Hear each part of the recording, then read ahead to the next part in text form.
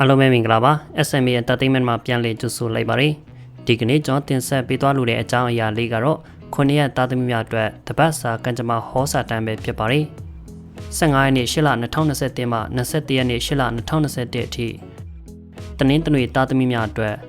အလုတ်အကိုင်အနေနဲ့တပတ်တာအလုတ်စီးပွားကန်စတာအကောင့်ဖက်မှာရှိနေပါတယ်ဒါပေမဲ့လုတ်ပုံလုတ်နည်းအသစ်တွေပြောင်းလဲရတတ်ပါတယ်အလုတ်ကိစ္စနဲ့ခရီးသွားလာရတာတွေလည်းရှိလာနိုင်ပါတယ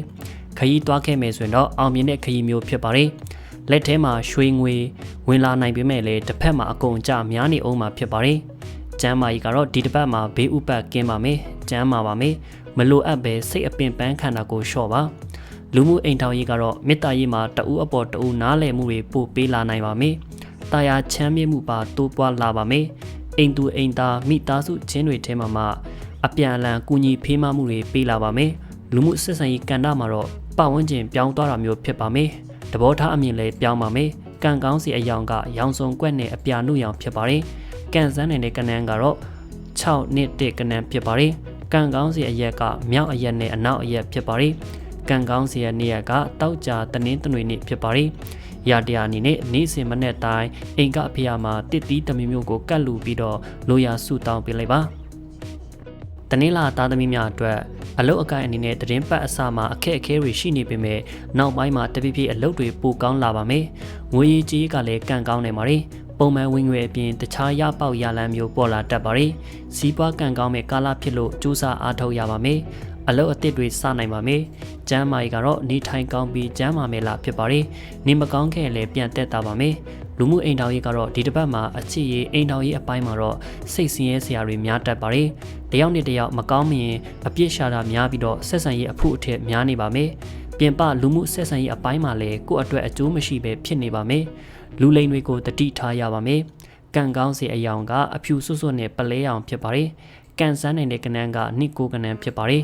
ကံကောင်းစီအရက်ကအရှိနဲ့အရှိမြောက်အရက်ဖြစ်ပါတယ်ကံကောင်းစီရဲ့နေ့ရက်ကတနင်္လာဇတပတိနေ့ဖြစ်ပါတယ်ရတရားအနေနဲ့တနင်္လာနေ့မနက်9:00နာရီအိမ်ကအဖေမှာငပြောသီး3လုံးအပေါ်တကြားဖြူပြီးတော့ဆွန့်ကပ်လိုက်ပါအင်္ဂါသားသမီးများအတွက်အလုတ်အကိုင်အနေနဲ့ဒီတစ်ပတ်မှာအလုတ်နဲ့ပတ်သက်လို့အစင်မပြေမှုတွေများလာနိုင်ပါတယ်လုံနေကြအတိုင်းကိုတော့ဆက်လုပ်လို့မရပဲအပြောင်းလဲတစ်ခုခုလုပ်ပြီးမှပဲအသက်ရှူရှောင်ရုံရှိပါမယ်လက်ထဲငွေပြတ်ပြီးတော့အတုံးအဆွဲလဲကျတ်သွားတတ်ပါတယ်ငွေအပေးအယူတွေတတိပြုရပါမယ်လူလိမ်လူညာနဲ့ကြုံရတတ်ပါတယ်ကျမ်းမာရေးကတော့ပုံမှန်ထက်နည်းနည်းရှူရှာတတ်ပါတယ်ချောင်းဆိုးရင်ကြက်တာမျိုးဖြစ်တတ်လို့တတိပြုပါလူမှုအိမ်ထောင်ရေးကတော့တပတ်တာအချစ်ရေးအိမ်ထောင်ရေးကဏ္ဍမှာတိတ်မထူးရှားပေမဲ့လက်တွဲဖော်ကိစ္စနဲ့စိတ်ငြိမ်ရပူပန်ရတာတွေဖြစ်လာနိုင်ပါတယ်နှုတ်ဦးသားကြားကိုဘေးလူကဝင်တက်ပါတယ်ကြားစကားတွေကိုမယုံဖို့လွတ်ပါမယ်လူမှုပေါင်းတင်ဆက်ဆံရေးမှာတော့မိတ်ကောင်းဆွေကောင်းတွေရဲ့ကုညီဖေးမမှုတွေရပါမယ်ကံကောင်းစီအယောင်ကအဝါရင်ရောင်နဲ့လိမ္မော်ရောင်ဖြစ်ပါတယ်ကံစမ်းနိုင်တဲ့ကဏ္ဍကတစ်သုံးကဏ္ဍဖြစ်ပါတယ်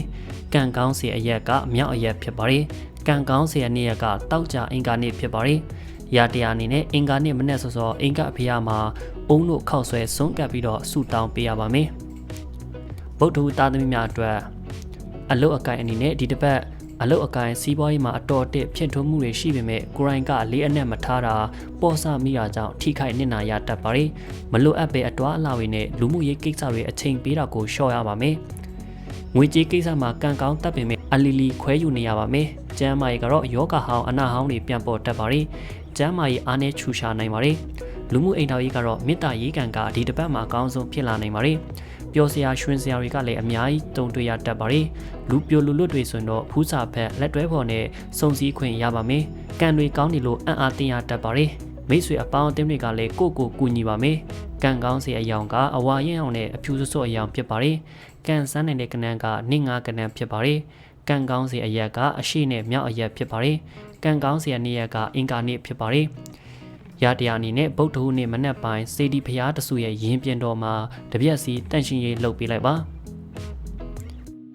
ရောက်ဦးသားသမီးများအတွက်အလုတ်အကိုင်အနေနဲ့တပတ်တာစီးပွားရေးအခြေအနေကကောင်းမလို့နဲ့အချိန်တည်သွားတတ်ပါတယ်အလုတ်တွေလဲပတ်မှုမမှန်ပဲအဆင်ပြေတယ်လို့ကြံဖန်နေရပါမယ်အလုတ်ပြောင်းနေရပြောင်းတာမျိုးဖြစ်လာနိုင်ပါတယ်ငွေရေးကြေးအရာတိတ်အကျိုးအမြတ်မရှိပဲလုပ်နေရပါမယ်ငွေဝင်ခဏီစိတ်ရှုပ်နေရပါမယ်ကျမ်းမာရေးကတော့ဒီတစ်ပတ်မှာနေကောင်းကျမ်းမာပါမယ်ဒါပေမဲ့မတော်တဆထိခိုက်ရှာနာတတ်ပါတယ် လူမှုအိမ်ထောင်ရေးကတော့အချစ်ရေးအိမ်ထောင်ရေးကဒီတစ်ပတ်မှာပုံမှန်အတိုင်းပဲရှိနိုင်ပါတယ်ဒါပေမဲ့အချင်းချင်းအစင်မပြေမှုတွေပြန်ညှိနှိုင်းနိုင်ပါမယ်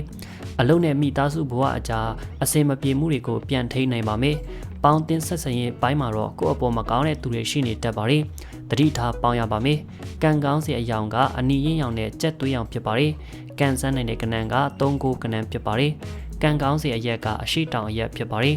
ကံကောင်းစီအနည်းရကတောက်ကြနေဖြစ်ပါတယ်ရာတရားအနေနဲ့ဗုဒ္ဓဟူးနေ့ညနေဆောင်မှာငက်လွတ်တာငက်စာကျွေးတာမျိုးကုသိုလ်လုပ်ပေးလိုက်ပါဇာတပတိသားသမီးများအတွက်အလုတ်အကိုင်အနေနဲ့ဒီတစ်ပတ်မှာလုပ်ငန်းကန်စတာကောင်းပါမယ်ငွေကြေးလက်လဘဝင်ပါမယ်အလုတ်အသစ်ပြောင်းတာဖြစ်အလုတ်တူးချဲ့တာဖြစ်စိတ်တိုင်းကြအောင်မြင်နိုင်ပါတယ်အစုဆက်ရှယ်ယာနဲ့အကျိုးတူအလုတ်တွေကလည်းအမျက်စွန်းများများရတတ်ပါတယ်ကိုရိုင်းကစိတ်မများဖို့လွယ်ပါမယ်ကျမ်းမာရေးကတော့သတင်းပတ်နောက်ပိုင်းမှာနေထိုင်မကောင်းခြင်းတလို့ဖြစ်တတ်ပါတယ်ဖျားနာတတ်ပါတယ်လူမှုအိမ်တော်ရေးကမေတ္တာရေးကဏ္ဍမှာတပတ်တာလုံးလိုရင်စနမပြည့်ပဲဖြစ်နေပါမယ်အချင်းချင်းအကြားမှာမတင့်မြတ်ပဲတကြကြနဲ့စူးစူပူဖြစ်ရပါမယ်လူငယ်တွေနှလုံးသားရေးမှာလွဲလျှော်တတ်ပါတယ်လူမှုရေးကဏ္ဍမှာလည်းဘယ်သူမှအားကိုးမရပဲကိုယ့်ဘာသာစူးစမ်းရပါမယ်စိတ်ရှုပ်စရာကိစ္စပေါ်ပါမယ်ကံကောင်းစရာအယောင်ကအနိုးနဲ့ရောင်နဲ့ခရမ်းပြော့ရောင်ဖြစ်ပါတယ်ကံစမ်းတဲ့ကဏ္ဍက6နဲ့5ကဏ္ဍဖြစ်ပါတယ်ကံကောင်းစရာအရက်ကအရှိအရက်ဖြစ်ပါတယ်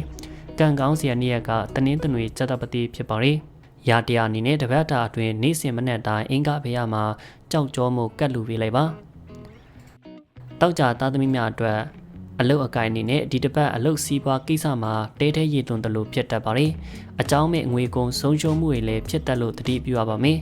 ဒါပေမဲ့အစီအစဉ်ဆွဲထားတဲ့အတိုင်းတေချာလုပ်မယ်ဆိုရင်တော့အငြန့်တက်တာပါမယ်ရဝေးမြေချကအလုတ်တွေကောင်းပါမယ်ငွေကြက်တာငွေပြတ်တာမျိုးဖြစ်တတ်ပါတယ်ကျမ်းမာရေးကတော့တပတ်တာကျမ်းမာရေးအခြေအနေကပုံမှန်ရှိပါမယ်နေလို့ထိုင်လို့လည်းကောင်းပါမယ်လူမှုအိမ်တော်ကြီးကတော့အခြေအိမ်တော်ကြီးကိစ္စတွေမှာစိတ်နှလုံးမကြည်လင်စရာတွေမကြာခဏဖြစ်ပါမယ်စကားမှားတာကြားလူဝင်တာတွေကြောင့်ဆက်ဆံရေးထိခိုက်တတ်ပါတယ်ဂတိမတီတာမျိုးရှောင်ရပါမယ်အထင်လွဲအမြင်လွဲတတ်တာလည်းဖြစ်တတ်ပါတယ်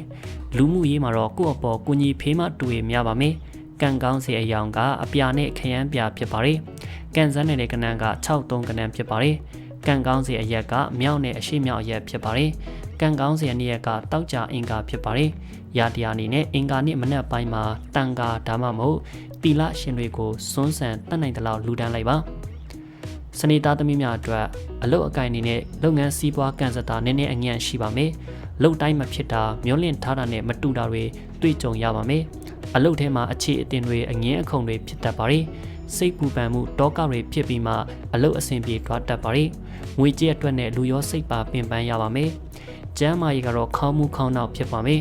နေထိုင်မကောင်းဖြစ်တတ်ပါတယ်အဓိထားရပါမယ်လူမှုအိမ်တော်ရေးကတော့အခုတစ်ပတ်အခြေရေးအိမ်တော်ရေးကံကအတော်တင့်ကောင်းမွန်ပါတယ်ဒါပေမဲ့စိတ်ထဲမတင်မကျနဲ့ဒွိဟဖြစ်တတ်ပါတယ်ဘာဖြစ်ချင်မှမတိပဲနှစ်ဦးအကြားမှာမပွင့်မလင်းဖြစ်ရပါမယ်အပေါင်းအတင်းကဏ္ဍမှာဆိုရင်တော့လူလိမ်လူကောက်တတိထားရပါမယ်ကိုကိုဒုက္ခပေးတာမျိုးခံရတတ်ပါတယ်ကံကောင်းစေအယောင်ကအဝါရင်ရောင်ဖြစ်ပါတယ်ကံစမ်းတဲ့ကဏ္ဍကတစ်တုံရကဏ္ဍဖြစ်ပါတယ်ကံကောင်းစေအရက်ကအရှိမြောက်ရက်ဖြစ်ပါတယ်ကံကောင်းစေအနည်းရက်ကအင်္ဂါဖြစ်ပါတယ်ရာတရားအနေနဲ့တပတ်အတွင်းအစဉ်ပြေရင်ပြည့်တယ်လို့ဒုက္ခိတမတန်ဆွမ်းတွေကိုတတ်နိုင်တယ်လို့လူဒန်းပေးလိုက်ပါဟုတ်ကဲ့ပါခုတစ်ခါကျွန်တော်တင်ဆက်ပေးလိုက်တဲ့အကြောင်းအရာလေးကတော့9ရက်သားသမီးများအတွက်တပတ်စာကံကြမ္မာဟောစာတမ်းပဲဖြစ်ပါတယ်ကြည့်ရှုပေးကြတဲ့ပရိသတ်များအားလုံးကျေးဇူးထူးတင်ရှိပါခင်ဗျာ